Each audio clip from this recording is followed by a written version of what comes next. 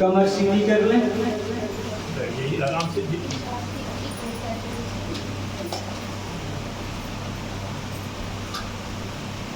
थोड़ा और आगे कीजिए, आने जाने में दिक्कत होगी। हाँ हाँ आगे आ जाइए। और आगे चले जाइए। और आगे बाबू जी थोड़ा सा रास्ता बहुत तो यहाँ से लोग निकल जाए कितना बहुत उसका समय लीजिए। नेत्र बंद कर लें। लंबा और इधर इधर इधर इधर देखिए है आपके पास एक और नीचे नीचे और नीचे जिनको मंत्र याद नहीं है वो इसका सहारा लेके देख सकते हैं और मंत्र जल्दी जल्दी याद करते नीचे और चाहिए। और जिसको कापी कलम की जरूरत होगी कापी कलम भी यहाँ पर रखा है दे सकते हैं। इसकी तो है ये है कापी कलम। नहीं, वो पत्थर अभी याद नहीं हुआ याद तो चल कमर सीधी आंख बंद लंबा और गहरा सांस लेकर के ओम का उच्चारण करेंगे।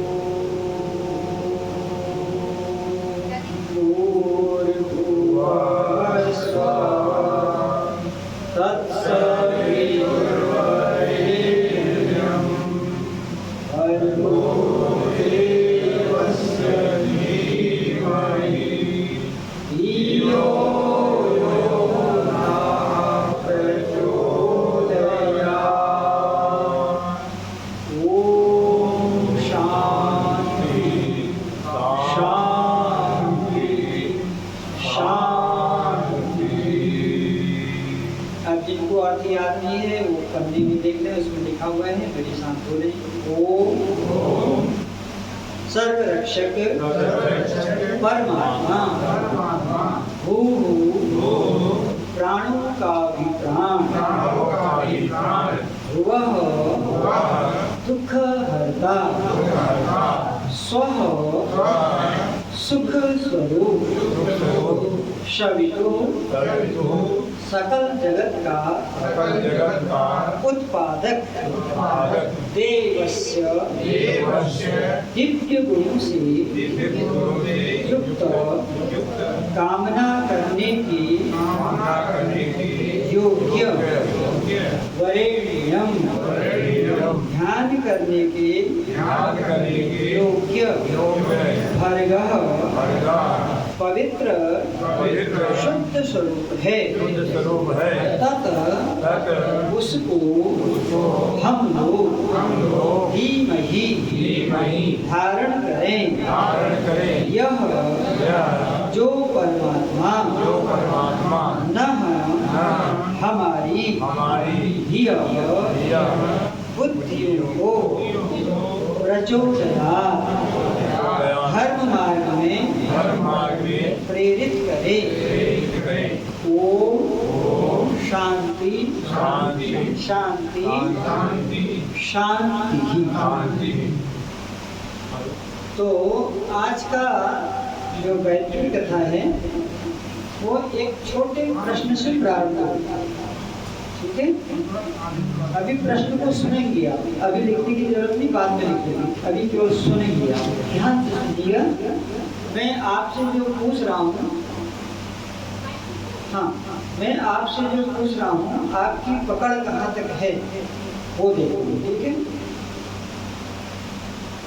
सुख दुख और कर्म फल क्या कहा सुख दुख और कर्म फल ये कौन देता है? आपने उत्तर देने में बहुत जल्दी कर दिया सोच समझ के उत्तर।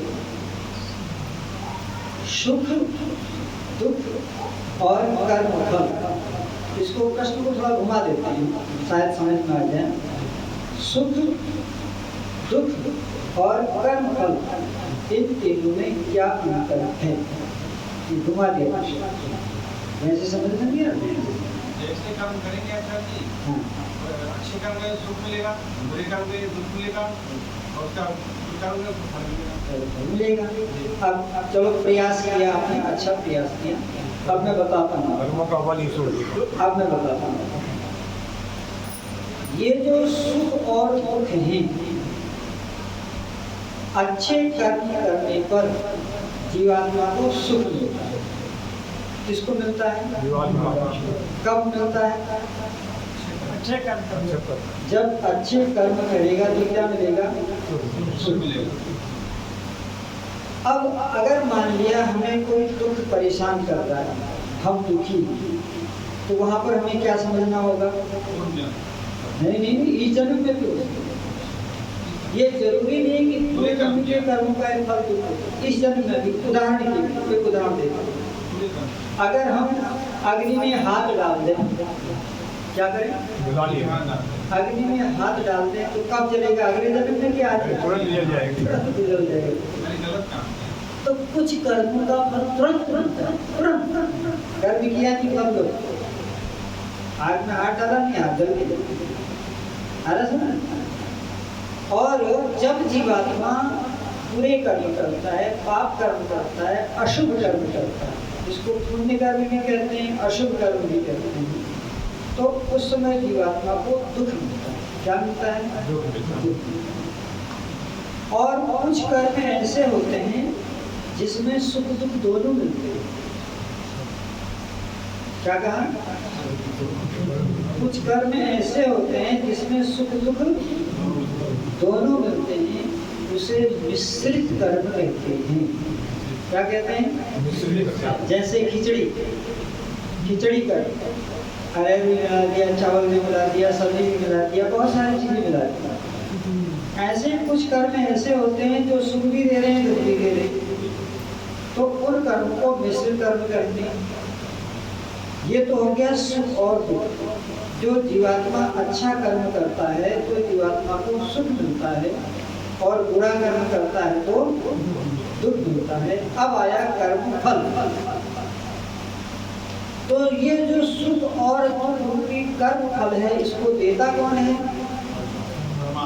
ईश्वर देता है। अब समझ में आ गया? यानी सुख और दुख जीवात्मा को मिलते हैं अपने कर्मों से, लेकिन वह कर्मों का फल जीवात्मा के हाथ में, वो फल किसके हाथ में है? अब थोड़ा सा विचार करो, फल ईश्वर के हाथ में क्यों है? जीवात्मा खुद ही फल क्यों नहीं ले लेता? आप भी मान बन जाओ, इसने रोका मान बनाने के लिए। नहीं, जीवात्मा को इतना ज्ञान ही नहीं है कि इस कर्म का कितना फल होना। जीवात्मा या तो ज्यादा फल ले लेगा और या कम फल लेगा। अच्छा, कर्म का ज्यादा फल मिलना चाहिए या कम फल मिलना चाहिए? हाँ, किसने बताया? हाँ, ये अच्छा बताया, न कम न ज्यादा, बिल्कुल जितना कर्म उतना ही फल। तो कर्म का सही ज्ञान दुनिया में किसको है? ईश्वर को। मनुष्य को सही ज्ञान नहीं है करने का। तो या तो कर्म फल अधिक ले लेगा और या कर्म फल कम ले लेगा। और जब कर्म फल अधिक लेगा या कम लेगा तो क्या होगा? अन्याय होगा। क्या होगा? अन्याय। परमात्मा न्यायकारी है, वो अन्याय नहीं करता। तो कर्म का ठीक फल देगा, जिसका जैसा कर्म उसका वैसा फल। समझ में आ गया? तो सुख दुख और कर्म फल, ये तीन चीजें आ गई ना। सुख भी जीवात्मा को अच्छे कर्म से मिलेगा, दुख जीवात्मा को बुरे कर्म से मिलेगा, लेकिन इसका जो फल देगा वो कौन देगा? परमात्मा देगा। अब समझ में आ गया? लेकिन कुछ कर्मों का फल माता पिता देते हैं, कुछ कर्मों का फल आचार्य देता है, कुछ कर्मों का फल, अब जैसे परीक्षा होगी आपकी तो उसमें फल कौन देगा? आचार्य देगा ना। तो कुछ कर्मों का फल माता पिता देते हैं, कुछ कर्मों का फल आचार्य देते हैं, कुछ कर्मों का फल जज देता है। जज भी तो बैठा हुआ है कर्म फल देने के लिए। अब माता पिता और जज अगर अधिक फल दे दें तो परमात्मा उस माता पिता आचार्य और जज को दंड देगा। अधिक क्यों दिया? समझ में? अधिक नहीं देना चाहिए था। और यदि कम देगा तो जितना और मिलना चाहिए वो परमात्मा अपनी ओर से देगा। मान लिया जितना फल देना चाहिए माता ने नहीं दिया, जितना फल पिता को देना चाहिए था नहीं दिया, जितना फल आचार्य को देना चाहिए था नहीं दिया, जितना फल जज को देना चाहिए था नहीं दिया। मान लिया किसान है और समझो किसान ने आलू की खेती की, ठीक है। अब उसको मंडी में जो पैसा मिला वो उतना नहीं मिला जितना होना चाहिए। आगे सुन, अब वो किसान को जितना पैसा कम मिला है उसकी भरपाई कौन करता है? परमात्मा करता है। ये नियम है उसका, अटल नियम। दुनिया आप देखो, संसार में कोई भी मनुष्य पूरा न्याय नहीं करता। क्या कहा? पूरा न्याय नहीं करता। न माता पूरा न्याय करती है, न पिता पूरा न्याय करता है, न पति पूरा न्याय करता है, न पत्नी पूरी न्याय करती है, न आचार्य न शिष्य। 100% न्याय ईश्वर करता है। कौन करता है? ईश्वर करता है। इसीलिए ईश्वर की स्तुति प्रार्थना और उपासना करनी चाहिए। अब आज आपको एक नई बात बताता हूँ जो आपने आज तक नहीं सुनी होगी। हाँ, अगर वेद पढ़े होंगे तो सुनी होगी, क्योंकि ये वेदों की बात है। किसकी बात है? वेदों की बात। अच्छा, हम बार बार वेद क्यों कहते हैं? क्योंकि वेद ईश्वर की वाणी है। किसकी वाणी है? मनुष्य की वाणी में कमी हो सकती है, लेकिन ईश्वर की वाणी में कोई। तो देखो, ईश्वर का एक नियम और है। कभी कभी क्या होता है, एक आदमी सड़क पर जा रहा है, उधर से मोटरसाइकिल आई, टक्कर लगा, आदमी की मृत्यु हुई। अब जो लोग, जिन लोगों ने वेद नहीं पढ़ा है, ईश्वरीय ज्ञान जिनको नहीं है, वो लोग क्या कहते हैं? अरे इसकी तो मौत यहीं पर लिखी थी। कहते नहीं कहते? इसकी आयु इतनी ही थी, इसकी मौत यहीं पर थी, सब कारण यहीं पर आके बन गया। तो इससे हम अपने मन को समझा लेते हैं। क्या करते हैं? क्योंकि मन समझना चाहता है ना, तो हम मन को समझा लेते हैं। लेकिन ये बात सही नहीं है। ये बात जैसा अगर आप सोचते हैं ऐसा ही पुलिस सोचने लग जाए तो कभी कोई टक्कर मारने वाले को सजा नहीं होगी। पुलिस भी यही सोचेगी जो आप सोच रहे हैं। पुलिस क्या करती है? आकर के एक घेरा बनाती है, जहाँ पर एक्सीडेंट हुआ वहाँ पर एक घेरा बनाती है, फिर कापी कलम निकालती है, गाड़ी किधर से आई है, किधर को गई। अब तो सीसी कैमरा भी उसके लिए होता है, ठीक है। तो ये लोग क्या करते हैं? ये लोग आपकी तरह क्यों नहीं कहते अरे इसका तो यहीं लिखा हुआ था, चलो छोड़ो छोड़ो। ये लोग पूरी जांच पड़ताल करते हैं किसकी गलती है, जिसको ठोकर लगी उसकी गलती है या जिसने ठोकर मारी उसकी गलती है। तो सब दुख हमारे कर्मों का फल नहीं होता है। ये नई बात बता रहा अर्जुन देव, सारे दुख हमारे कर्मों का फल। अब ध्यान से सुनो माताओं बहनों, सारे दुख हमारे कर्मों का फल। फिर क्या है? अन्याय से मिला हुआ दुख। क्या है? अन्याय से मिला हुआ। अन्याय से मिला हुआ दुख। इस संसार में कोई मनुष्य ऐसा नहीं है जिसके साथ अन्याय नहीं होता है। सबके साथ कुछ न कुछ अन्याय कहीं न कहीं होता है। कहीं जान के अन्याय होता है और कहीं अनजाने अन्याय होता है, लेकिन अन्याय होता है। और घरों में सास दिरानी के, सास बहू के झगड़े, दिरानी जेठानी के झगड़े, पड़ोसी के झगड़े किस पर होते हैं? कि मेरे साथ अन्याय हो रहा है। अब हो रहा है नहीं हो रहा है वो तो अलग बात है, लेकिन झगड़े के कारण बीच में क्या होता है कि मेरे साथ अन्याय किया, मेरे साथ व्यवहार सही नहीं किया, और मेरे साथ सौतेला व्यवहार किया, ऐसा होता है ना। तो ये वेद कहता है जब आपको दुख आए तो ये मत समझ लेना कि सब आपके ही कर्मों का फल है। कभी कभी दूसरे भी आपको दुख देते हैं बिना कारण। कैसे दुख देते हैं? आपका कोई, आप जा रहे थे सीधे साधे आया मार दिया, ठोक दिया। आप जा रहे थे किसी, जैसे होली में क्या होता है, होली में कितना अन्याय होता है। आप जा रहे हैं, किसी ने ऊपर से पानी डाला, उसके बाद बोला क्यों डाला, तो क्या कहेंगे, बुरा न मानो, आपने तो पल्ला झाड़ दिया। लेकिन ईश्वर नहीं मानेगा इसको, ईश्वर दंड देगा। तो पकड़ेगा चाहिए, गलत काम किया। हाँ, ईश्वर उसको छोड़ेगा नहीं। अब ईश्वर की माँ को ईश्वर, अरे भगवान बुरा न माने, होली है नहीं, ये गणित नहीं चलेगा। ये गणित मनुष्यों का है। मनुष्य आपस में जो कर ले उसकी कोई बात नहीं, लेकिन ईश्वर का सिद्धांत नहीं। कोई आदमी चल रहा है, आपने होली के बहाने रंग डाल दिया, तो वो पाप में आएगा। इसमें आएगा, पाप में आएगा। हाँ, अगर वो कहो लाओ डाल दो तो अलग बात। अगर कोई कहे लाओ डाल दो तो फिर दंड नहीं होगा। लेकिन कोई चाहता नहीं है, कोई चाहता नहीं है, लेकिन फिर भी किसी ने रंग डाल दिया, तो ये कौन सा कर्म हो गया? उसको गेट को खुला रहने दो, गेट को खुला रहने दो, थोड़ा हल्का कर लेना बस, ठीक, आगे पीछे हो जाए। आप इधर आ जाइए, बाबू जी इधर आइए। और आगे बढ़ जाते तो बात समझ में आ रही है आपकी? क्या काम मैंने अर्जुन देव जी बताइए, बहुत गंभीर विषय चल रहा है। जैसे मुझे जाने में तू खुद को मिल गया तो चाहता नहीं है। नहीं, ये तो गलत बात है, ये नहीं समझे आप। हम ये कह रहे हैं कि बहुत सारे दुख ऐसे होते हैं जो अन्याय से मिलते हैं। किससे मिलते हैं? लेकिन हम क्या कहते हैं, तो हमारे कर्म का फल है।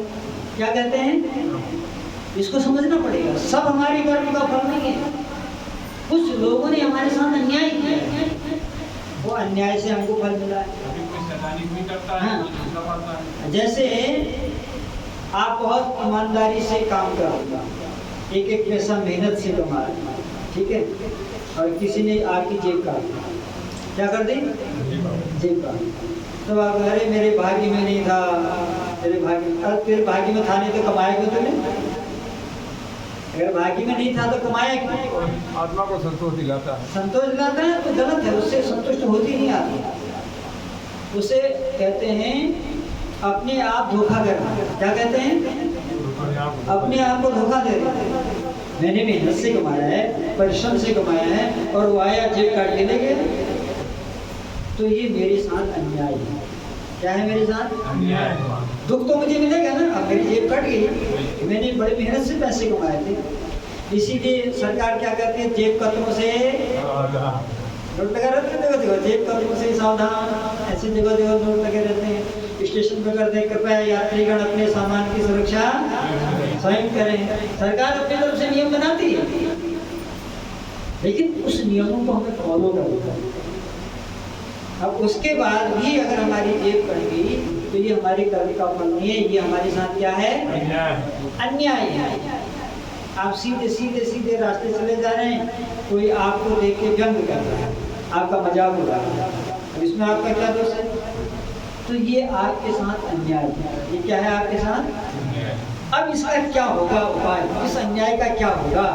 ईश्वर विचार। इस अन्याय का फल परमात्मा देगा। कौन देगा? आपका जितना नुकसान हुआ है, एक एक पाई का नुकसान, वह नुकसान आपकी परमात्मा पूरी करेगा, लेकिन आपको बता के नहीं करेगा। क्या कहा? आपको बता के नहीं करेगा। वो कहीं न कहीं से जो आपकी नाजायज हानि हुई है उसकी पूर्ति करेगा, और जिसने आपकी जेब काटी उसको दंड भी देगा, नहीं वो बच जाएगा, उसको भी दंड देगा। और आपका जो नुकसान हुआ उसके ऊपर और समझ। एक 20 साल का लड़का रास्ते में सड़क पार कर रहा था, आयु कितनी थी? 20 साल। सड़क पार कर रहा था, और मनुष्य की औसतन आयु होती है 100 वर्ष। कितनी होती है? 100 वर्ष। इस 100 वर्ष की आयु को मनुष्य घटा भी सकता है, और आयु बढ़ेगी कैसे? अब बताओ एकादशी व्रत में भूखा रहने से हैं ना? आयु कैसे बढ़ेगी? आयु बढ़ेगी ब्रह्मचर्य का पालन करने से। किसका पालन करने से? ब्रह्मचर्य का पालन करेंगे तो आयु बढ़ेगी। और कैसे बढ़ेगी? शुभ कर्म, अच्छे कर्म, परोपकार करेंगे तो आयु बढ़ेगी। ठीक है। और आयु घटती कैसी है? शराब पिएंगे, मांस खाएंगे, अंडे खाएंगे, मछली खाएंगे, तामसिक भोजन करेंगे, दुराचार करेंगे, ज़्यादा गुस्सा करेंगे, लड़ाई मार झगड़ा करेंगे, तो आयु क्या हो जाएगी? तो आयु को न परमात्मा बढ़ाता है न परमात्मा घटाता है। आयु को बढ़ाता है और घटाता कौन है?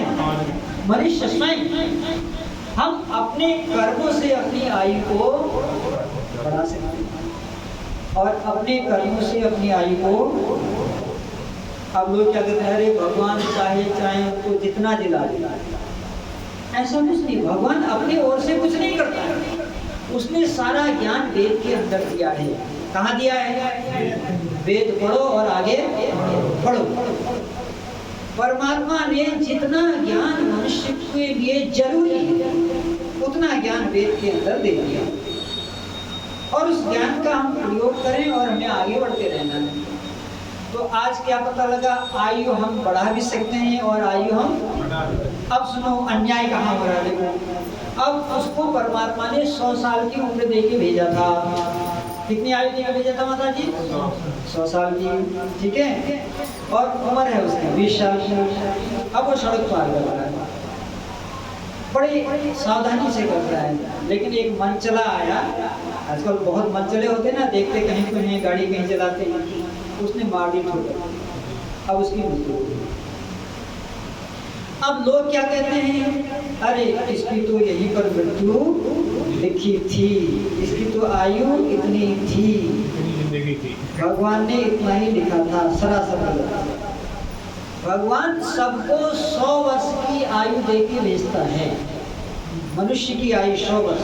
जो मच्छर है ना, मच्छर की आयु 7 दिन की होती है। कितने दिन की होती है? गाय की आयु 15 से 16 साल, कुत्ते की आयु 10 से 12 साल। ये फिक्स आयु है। इस फिक्स आयु को हम अपने कर्मों से बढ़ा भी सकते हैं और अपने कर्मों से अच्छे कर्म करेंगे आयु बढ़ेगी, बुरे कर्म करेंगे आयु खत्म हो जाएगी। तो वो जो 20 साल के बच्चे का एक्सीडेंट हो गया, उसको जाना था 100 साल और एक्सीडेंट कितने में हुआ? 20 साल। अभी बताओ, जब भगवान ने उसको 100 साल दिए थे तो भगवान 20 साल में क्यों मारेगा उसको? इसका मतलब भगवान गलत है। पहले 100 साल देता है और फिर 20 साल में मार देता है। मेरी बात समझ में आ रही है? नहीं आएगी तो पूछिएगा। इसका मतलब भगवान गलत है। भगवान तो गलत हो नहीं सकता, क्योंकि भगवान तो न्यायकारी है, तो न्याय करता है। तो अब वो जो 20 साल का बच्चा मर गया है, उसके कितने साल बचे? 80 साल बचे। अब देखो ईश्वर की न्याय व्यवस्था क्या है। जिसने उस बच्चे का एक्सीडेंट किया, पहले तो भगवान उसको दंड देगा। क्या देगा? दंड देगा। कब देगा, कैसे देगा, ये हम और आप नहीं जानते। हम लोग इतना जानते हैं कि दंड देगा। कहाँ लिखा है? वेद क्या है? ईश्वर की वाणी है। समझ लो इसको, हमारी वाणी नहीं है, ईश्वर की। मैं नहीं कह रहा हूँ, वेद भगवान कह रहे हैं। तो अब जो 80 वर्ष है, वो परमात्मा उसको दूसरा शरीर में वो 80 वर्ष पूरा करवाएगा। आ रहा समझ में? ये है ईश्वर की व्यवस्था। वो जो 80 वर्ष उसके बच गए हैं, उसको परमात्मा फिर देगा। अब अगली आयु उसको 100 साल की नहीं मिलेगी। कितने की मिलेगी? 20 तो काट चुका है, 80 ना बचे। अब उस 80 साल को भी वो घटा और बोलो उस 80 साल को जो उसको भगवान ने दोबारा दिया, क्योंकि उसके साथ अन्याय हुआ। क्या हुआ था? तो ये मान लो, अगर आपके साथ अन्याय होगा तो उसकी पूर्ति कौन करेगा? न माँ कर पाएगी, न पिता कर पाएगा, न आचार्य कर पाएगा, न सरकार कर पाएगी। उसकी पूर्ति कौन करता है? इसलिए कहते हैं प्रभु के साथ होने का यकीन दिल को मुश्किल से होता है, वरना अगर प्रभु साथ हो तो बेकसी कैसी। ये जो बात मैं आपको बता रहा हूँ ये आपके समझ में आ रही कि नहीं आ रही है बताइए। क्यों आ रही है ना कि वो जो 20 साल में बच्चे का एक्सीडेंट हो गया तो जो लोग नहीं जान रहे हैं वो भगवान को दोष दे देंगे। याद रखो, जो व्यक्ति भगवान को दोष देता है वो भगवान को जानता है, अपने मन से कहता है। अच्छा, अपने मन से कहना चाहिए कि जो शास्त्र में लिखा है वो कहना चाहिए? जो शास्त्र में लिखा है, वो शास्त्र में किसने लिखा? परमात्मा ने लिखा। तो अच्छा ये बताओ, परमात्मा हमसे ज्यादा ज्ञानी है कि हम परमात्मा से ज्यादा ज्ञानी है? परमात्मा हमसे ज्यादा ज्ञानी है। परमात्मा ने वेद में लिखा है कि 20 साल में मर गया, उसके साथ अन्याय हुआ है, 80 साल उसके बचे। अब आप ये कह सकते हो, एक मिनट, आप ये कह सकते हो जब परमात्मा इतना दयालु है तो उसने एक्सीडेंट होने से रोका क्यों नहीं? ये भी तो प्रश्न हो सकता है, वही उसने रोका क्यों नहीं एक्सीडेंट करने से? तो कहते हैं इसलिए नहीं रोका क्योंकि परमात्मा ने कर्म करने में स्वतंत्रता रखा है। अर्जुन देव जी, सब प्राणी को स्वतंत्र कर रखा है। समझ में आ रखा है ना? कर्म करने में भगवान ने स्वतंत्र दिया। तुम अच्छे कर्म करो चाहे रोकेगा नहीं। हाँ, प्रेरणा देगा, इशारा कर देगा। और समझ इशारा कैसे करता होता है? जब कोई आदमी गलत काम करता है, स्त्री हो, पुरुष हो, बच्चा हो, जवान हो, बूढ़ा हो, जब भी कोई आदमी गलत काम करता है तो भीतर से भय पैदा, शंका पैदा, लज्जा पैदा, और यह भाव को ईश्वर पैदा करता है। कौन पैदा करता है? ईश्वर कहाँ है? हृदय में। ईश्वर सब जगह है लेकिन उसका निवास कहाँ है? हृदय। हृदय में बैठा हुआ परमात्मा, ठीक है ना? मान लिया एक दिन गुस्सा आ गया भोजन बनाने समय और बोला आज तो मर्चा खूब डालता। गुस्सा निकालने के तरीके होते हैं, और वैसे तो बस चलता नहीं, मिर्चा खाएंगे तो हमारा बदला पूरा हो जाएगा। तो जिसमें वो ज्यादा मिर्चा डालेगा उसमें भगवान अंदर से कहना गड़बड़ है, ऐसा मत करो। लेकिन अगर हमने उसकी आवाज को नहीं सुना तो हम कर डालते, ठीक है? हर आदमी को भीतर से परमात्मा, आप ये नहीं कह सकते कि परमात्मा आपने हमको रोका क्यों नहीं? परमात्मा रोकता है लेकिन हाथ नहीं पकड़ता। समझ में आ गया? बात समझ में आ गई? परमात्मा रोकता है लेकिन हाथ प्रेरणा देता है। क्या देता है परमात्मा? प्रेरणा देता है। जैसे बच्चा घर से निकलता है तो माँ क्या कहती है, बेटा रास्ते में देख के चलना, सड़क इधर उधर देख के चलना, इसे कहते हैं प्रेरणा। भगवान प्रेरणा। और जब कोई व्यक्ति अच्छा काम करता है, ठीक है, जैसे आप सत्संग में आ रहे हैं तो जैसे ही 4 बजा तो अंदर से भगवान कहता है चल हाथ धो ले, पाँव धो ले, कपड़े पहन ले, समय हो गया। लेकिन हम क्या करें? नहीं, आज नहीं जाएंगे। भगवान कह रहा जा, और मैं क्या कर रहा हूँ? आज नहीं जाएंगे। रोज तो जाते हैं, आज नहीं जाएंगे। अब ये दोनों बोल रहे हैं, परमात्मा भी बोल रहा है और जीवात्मा भी दोनों बोल रहे हैं। परमात्मा कह रहा जा, जीवात्मा कह रहा नहीं जाएंगे। दोनों के बीच में लड़ाई चल रही है। किसके बीच में? आत्मा और परमात्मा के बीच में लड़ाई चल रही है। अब जो जीतेगा वही हो जाएगा। आत्मा जीत जाएगा तो नहीं जाएगा, और परमात्मा की सुननी तो जाएगा। तो जब कोई व्यक्ति अच्छा काम करता है तो भगवान भीतर से कहता है शाबाश मेरी बेटी, अच्छा काम करो तो करो, तुम्हारा नाम होगा, रोशन होगा, दुनिया में तुमको यश मिलेगा। ये जो भाव अंदर से आते हैं, इन भावों को कौन भेजता है? परमात्मा। लेकिन उसके समझ में आएगा जो सोचेगा परमात्मा मेरे, और जो सोचेगा अयोध्या है तो उनको अयोध्या जाना पड़ेगा, वहाँ जाके पूछना पड़ेगा। तो वो घाटे का सौदा है कि नहीं है? अयोध्या जाओगे 200 किलोमीटर जाना पड़ेगा, गाड़ी का टिकट लेना पड़ेगा, और व्यवस्थाएं बनानी पड़ेंगी, खाने पीने की व्यवस्था करनी पड़ेगी, और रास्ते में पता नहीं जाम लग जाए, और वहाँ मंदिर में भी पुलिस लगी रहती है, पता नहीं दर्शन का समय मिले या नहीं मिले। लेकिन जो अंदर में मान रहा है कि मेरे अंदर है, उसको तो जहाँ है वहीं परमात्मा बता रहा है तुरंत, ठीक है ना? पास रहता हूँ तेरे सदा में, अरे तू नहीं देख पाए तो मैं क्या करूँ। पास रहता हूँ तेरे सदा में, अरे तू नहीं देख पाए तो मैं क्या करूँ। कहना यह पाप करता हूँ संकेत में, कहना यह पाप करता हूँ संकेत में, तेरे अंतःकरण में विराजा हुआ। किंतु तू मंद भागी अमृत छोड़कर, किंतु तू मंद भागी अमृत छोड़कर, घोर विष आप खाए तुम्हें क्या करूं। पास रहता हूँ तेरे सदा में, अरे तू नहीं देख पाए तुम्हें क्या करूं। सुसुंदर मनोहर सुदृश्यों भरा, एक एक शब्द पर ध्यान दो। सुसुंदर मनोहर सुदृश्यों भरा, यह जग को प्रकाशाय मैंने दिया। किसने दिया ये संसार? परमात्मा। सुसुंदर मनोहर सुदृश्यों भरा, यह जग को प्रकाशाय मैंने दिया।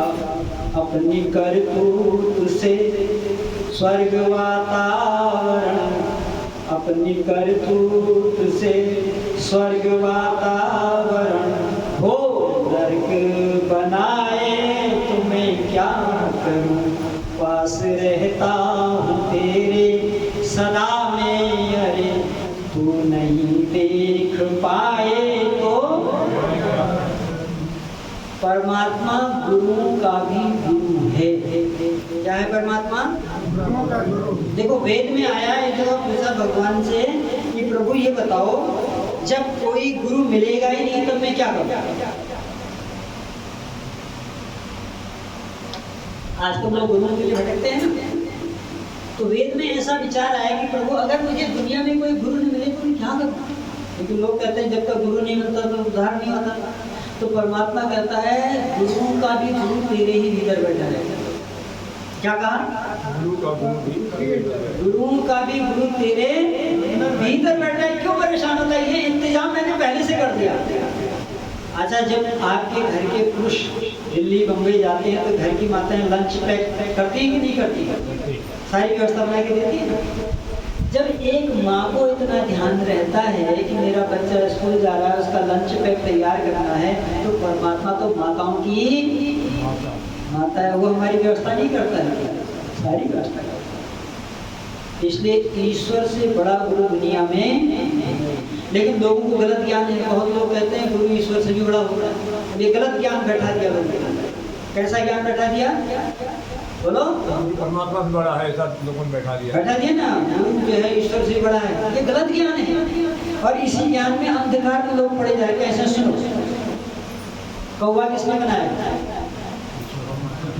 कोयल किसने बनाई? गाय किसने बनाई? और जिस गुरु को आप बड़ा कहते हो, उस गुरु से एक दिन जाके को मच्छर बना दो, बना देगा? बोलो मक्खी बना दो, बना देगा? ये ठग, इसी को ठग विद्या कहते हैं। जिस गुरु ने कहा कि मैं ईश्वर से बड़ा हूँ, समझो वो अपने को भी धोखा दे रहा है और अपने शिष्यों को भी।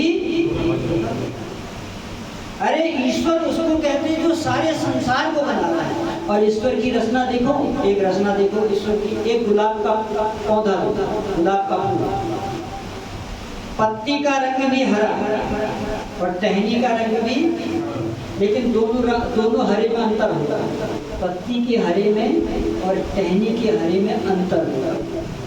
और फूल लाल देता है, लाल फूल के किनारे कांटे पैदा कर देता है। क्या पैदा कर देता है? और कांटे का रंग अलग, पत्ती का रंग अलग, फूल का रंग अलग। किसी गुरु से बोलो कमल का फूल बना दो, बना देगा? फिर भी लोगों को पता, फिर भी लोग जिद पकड़े हैं गुरु ईश्वर से बड़ा होता है, गुरु ईश्वर से बड़ा। ये जिद है। क्या है ये? जिद है। जिद नहीं पकड़नी। ईश्वर गुरुओं का भी गुरु है। लेकिन एक श्लोक आता है, एक श्लोक आता है, गुरुर्ब्रह्मा गुरुर्विष्णु गुरु देवो महेश्वर गुरु साक्षात परब्रह्म तस्मै श्री। ये श्लोक आता है ना। अब ये श्लोक तो सही है, आ जाओ बेटा, आ जाओ, इधर से आ जाओ। श्लोक तो सही है, लेकिन श्लोक का अर्थ नहीं मालूम है। सारी गड़बड़ी अर्थ से हो रही है। सारी गड़बड़ी कहाँ से हो रही है? अर्थ का अनर्थ हो रहा है। अब देखो, गुरु ब्रह्मा गुरु विष्णु का अर्थ सुन लो, सही सही अर्थ सुन लो। गुरु ब्रह्मा, गुरु को ब्रह्मा जैसा कहा गया है। ब्रह्मा नहीं है वो, ब्रह्मा जैसा है। मतलब लालटेन जैसी मोमबत्ती है, समझ रहे हो? लालटेन जैसी, क्या मतलब हुआ राजीव इसका?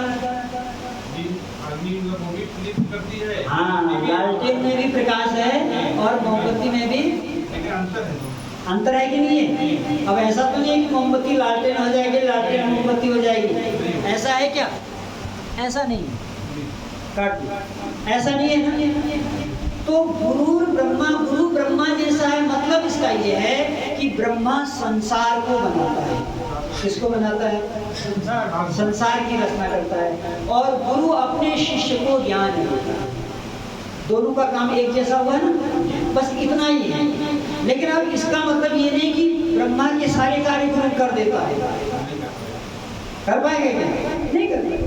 इसलिए गुरु कभी ब्रह्मा नहीं होता, ब्रह्मा जैसा होता है। जैसे ब्रह्मा ज्ञान पैदा कर रहा है, ऐसे गुरु भी ज्ञान, बस इतना ही है, बाकी और गुण नहीं है उसमें। गुरु विष्णु, आगे का गुरु विष्णु के समान, ध्यान से सुन, क्या कहा? गुरु। और विष्णु का काम क्या है? विष्णु का काम है पालन करना। विष्णु का काम क्या है? पालन करना है। तो गुरु भी अपने शिष्य की ज्ञान की रक्षा, इसलिए विष्णु के समान है। लेकिन वह विष्णु नहीं हो जाएगा। क्यों? विष्णु कहते हैं जो परमात्मा कण कण में है, और गुरु तो इसी शरीर के अंदर रहेगा, इससे बाहर आ ही नहीं सकता। और फिर क्या? गुरु ब्रह्मा गुरु विष्णु गुरु देवो महेश्वर। महेश्वर कहते हैं रुद्र। परमात्मा का एक नाम रुद्र है। रुद्र का मतलब दुष्टों को दंड देता है। क्या करता है? तो गुरु भी जो शिष्य को नहीं आता है उसको दंड देता है, इसलिए उसको महेश कर दिया। लेकिन इसका मतलब वो महेश नहीं हो गया। उसके थोड़े थोड़े गुण हैं उसमें। क्या है उसमें? थोड़े थोड़े गुण हैं। गुरु साक्षात परब्रह्म, अब ये गड़बड़ हो गया कि गुरु साक्षात ब्रह्म है, तो अब उसकी परीक्षा होगी। क्या होगी? अगर कोई गुरु ऐसा हो, अगर आपने कोई ऐसा गुरु देखा हो जो सूरज बना दे, चंद्रमा बना दे, रात बना दे, दिन बना दे, पक्षी बना दे, घोड़ा बना दे, हमारे पास लाओ, हम भी उसको ईश्वर मानते हैं। है क्या दुनिया में कोई ऐसा? कोई नहीं। ये अज्ञान छोड़ो, इस अज्ञान, ये सब अंधकार में है और आपको अंधकार में डाल रहे हैं। ईश्वर से बड़ा गुरु कोई नहीं है। ईश्वर गुरु का भी गुरु है, और वो ईश्वर आपके कहाँ रहता है? हृदय में। इसीलिए मैंने एक दिन आपसे कहा था, जब अकेले रहो तो ईश्वर से क्या करो? बात करो। और जब सबके साथ रहो तो ईश्वर की बात करो। याद रखिएगा, ईश्वर से बात करने के लिए आंखें बंद करनी पड़ती है ना। ईश्वर से आंखें करने के लिए, बात करने के लिए आंखें बंद कर, आगे से। और संसार से बात करने के लिए आंखें खोलनी पड़ती है। जब आंखें खोलो तो संसार से बात करो, और जब ईश्वर से बात करने का मन हो तो क्या करो? आंखें बंद करो, होगी बात आपकी। अब आप सोचेंगे आंख खोल के ईश्वर से बात होगी, नहीं, आंख खोलेंगे तो दुनिया दिखेगी, मन चलाएंगे। तो आंखें बंद करो, ईश्वर से बात करो। और ईश्वर बात करता भी है, बात सुनता भी है, लेकिन करने वाला चाहिए और सुनने वाला चाहिए। बात करने वाला ईश्वर और सुनने वाला कौन है? आत्मा। अब ईश्वर हमसे बात करना चाहता है, हमने आगे रोक दिया, ईश्वर जाओ बाहर का काम निपटा लो, पहले बाहर का काम निपटा। इसीलिए जब संध्या करने जाओ तो पहले बाहर के काम को निपटा। तो ये जैसे हाथ में लग सब्जी सब्जी रह गई है, चावल है ना, पहले सब निपटा, और हो सके तो घर वालों से भी कह दो, देखो भाई मैं 5 मिनट भगवान के पास बैठता हूँ, तुम देख लेना कोई आने वाला हो जाने वाला हो उसको देख लो, हम ईश्वर की गोद में बैठते हैं। तो ईश्वर से बात होती है और वो ईश्वर हमारे अंदर रहता है। तो वो ईश्वर न्यायकारी है, वो हमारे साथ अन्याय नहीं होने देगा। आप समझ में आ गया कि सड़क में जो दुर्घटना हुई वो दुर्घटना ईश्वर ने नहीं कराई, वो 2 जीवात्माओं की गलती से हुई। किससे हुई? 2 जीवात्माओं की, या तो मारने वाले की गलती है या मरने वाले की गलती है, दोनों में से एक ही गलती है। अब वो जो दुख मिला उसको क्या कहेंगे हम? आपके साथ भी ऐसा अन्याय होता है, माताएं भी अन्याय करती हैं, बाजार से जो है 2 केले लाई, 3 केले लाई, 2 केले बेटे को दे दी, 1 किलो बेटी को, बोला अन्याय हुआ कि नहीं हुआ? इस अन्याय का दंड माँ को मिलेगा। कौन देगा? कौन देगा? परमात्मा। बेटी को पढ़ाया नहीं, बेटी को MBBS बना दिया, बेटी को गोबर छाप, ये अन्याय। इस अन्याय का दंड परमात्मा देगा। कोई भी अन्याय करेगा, आप करें, मैं करें, तीसरा करें, और याद रखिएगा परमात्मा कभी माफ क्या करता है? फिर परमात्मा दंड देता है। क्या करता है? अब आपके मन में ये सोच रहा होगा कि ये जो भगवान की व्याख्या कर रहे हैं ये तो बड़ा खतरनाक भगवान है, ये तो दंड दे रहा है। हम तो अब उस पंडित के पास जाएंगे जो पंडित कहेगा परमात्मा क्षमा, तो अच्छा पंडित है, क्षमा कर दे रहा है, लेकिन याद रखिएगा वो पंडित स्वयं भी धोखे में है और आपको भी धोखे में डाल रहा है। पाप कभी माफ नहीं होते, भोगने को परमात्मा दंड देता है। अब यहाँ देखो ईश्वर का नाम दयालु भी है। ओहो, अभी तक क्या कहा था? ईश्वर न्यायकारी, लेकिन ईश्वर दयालु भी है, तो खाली न्याय ही नहीं करता, तो दयालु भी है। ये प्रश्न पूछूंगा, इसको देखो, ईश्वर न्यायकारी और दयालु कैसे है समझाओ। तो न्यायकारी भी है और दयालु भी है। तो न्यायकारी तो आपको समझा दिया, अब दयालु कैसे है समझाओ। ईश्वर जो दंड लेता है ना, उस दंड के पीछे भावना होती है सुधार। क्या भावना होती है? सुधार।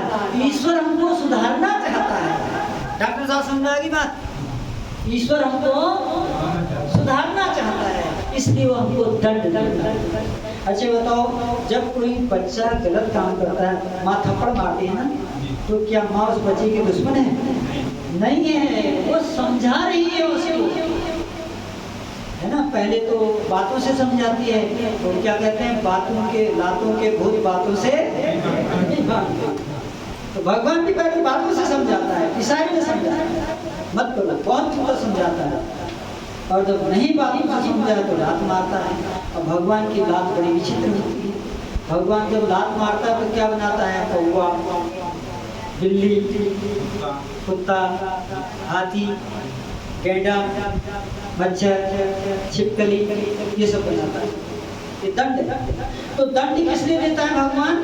सुधार के लिए। और जब वहाँ दंड मान लिया हमने इतने पाप किए कि 7 दिन में खत्म हो गए। कितने पाप किए? पूरे जीवन भर हमने पाप किए। भगवान ने देखा कि इसने जितने पाप किए हैं इसका फल 7 दिन में खत्म हो जाएगा। कितने दिन में? तो क्या बना देगा हमको? मच्छर बना देगा। तो ये तो भगवान का दंड हो गया। क्या हो गया भगवान का? अब दया क्या है? जब मच्छर से मर जाएंगे, मच्छर जब मर जाएगा फिर मनुष्य क्या बनाएगा? ये ईश्वर की दया। अभी दया, ये क्या होगी? दया होगी। आप बताओ, ईश्वर की दया समझ में आई कि नहीं आई? समझ में आई ईश्वर की दया? ईश्वर का न्याय और ईश्वर की दया दोनों समझिए। परमात्मा जब दंड देता है तो उससे घबराना है ना। प्रभु कर्म का जब परमात्मा दंड दे उसमें ये सोचो कि परमात्मा बिल्कुल करीब है, क्योंकि दंड देने वाला पास में होता है। कहाँ होता है?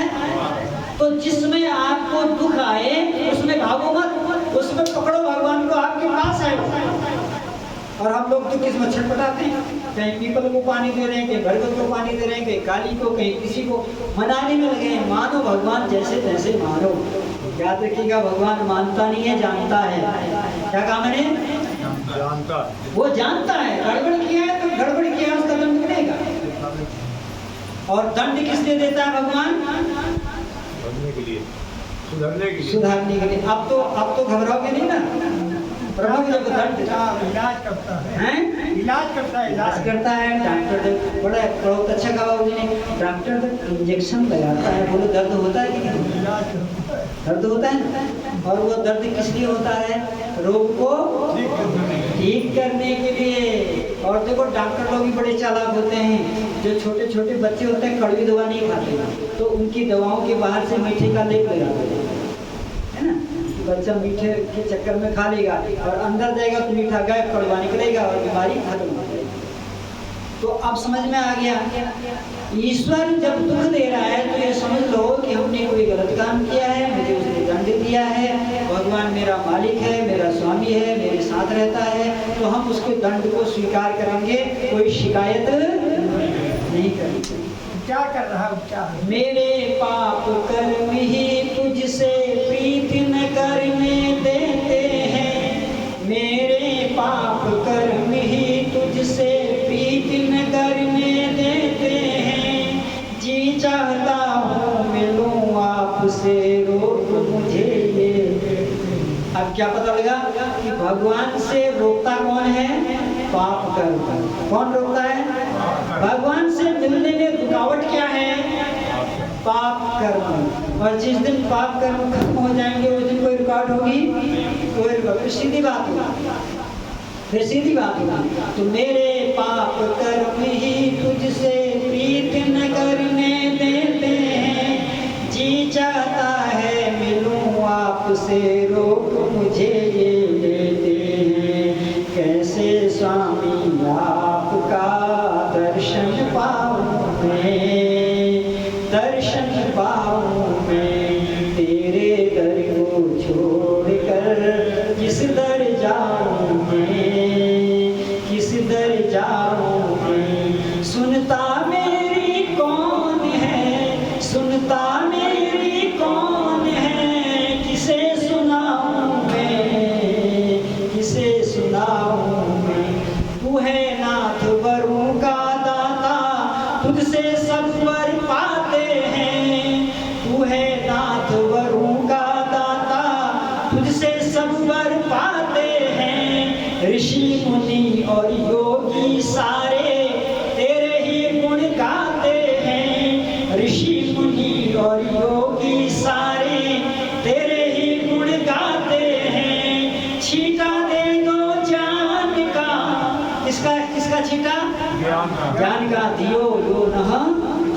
हे प्रभु मेरी बुद्धि को छीटा दे दो ज्ञान का, तो तर जाऊंगा मैं, तो तर जाऊंगा मैं। तेरे दर को छोड़कर किस दर जाऊं मैं। सुनता मेरी कौन है, इसे देखो। कुछ कुछ दर्द आपकी माँ सुन लेगी, कुछ दुख आपके पिता सुन लेंगे, कुछ दुख आपका पति सुन लेगा, कुछ दुख आपके आचार्य सुन लेंगे। लेकिन 100 में से 100 दुख कौन सुनेगा? आ गया समझ में? इसलिए परमात्मा सारे दुखों को सुनता है, लेकिन दुखों को सुनने के बाद उपाय भी बताता है।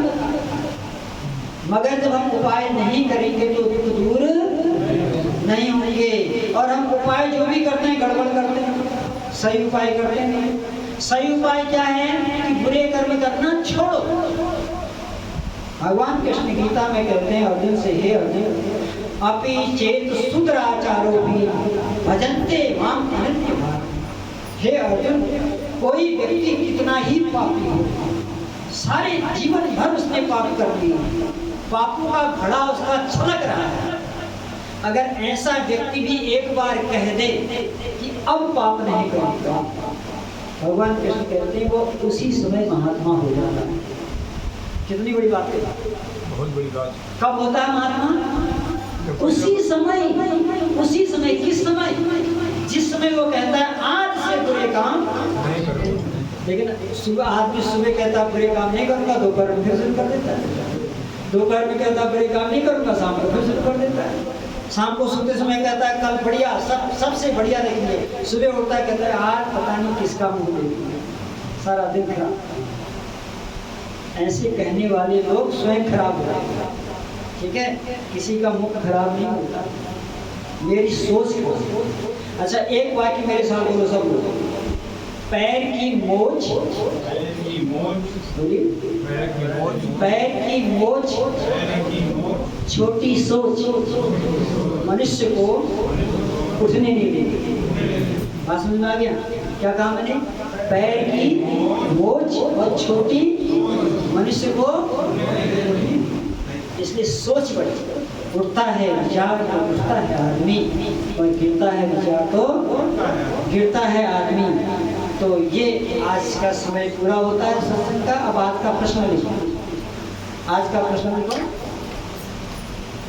अंदर से आवाज आई। हाँ, अभी पूछते हैं, अभी पहले प्रश्न लिखा रहे जो आज का प्रश्न। सुख दुख और कर्म फल का क्या नियम है? सुख दुख और कर्म फल का क्या नियम है? नियम जानना जरूरी है। सुख दुख और कर्म फल का क्या नियम है? आइडिया समझ में? चलिए आप ध्यान के लिए बैठिए।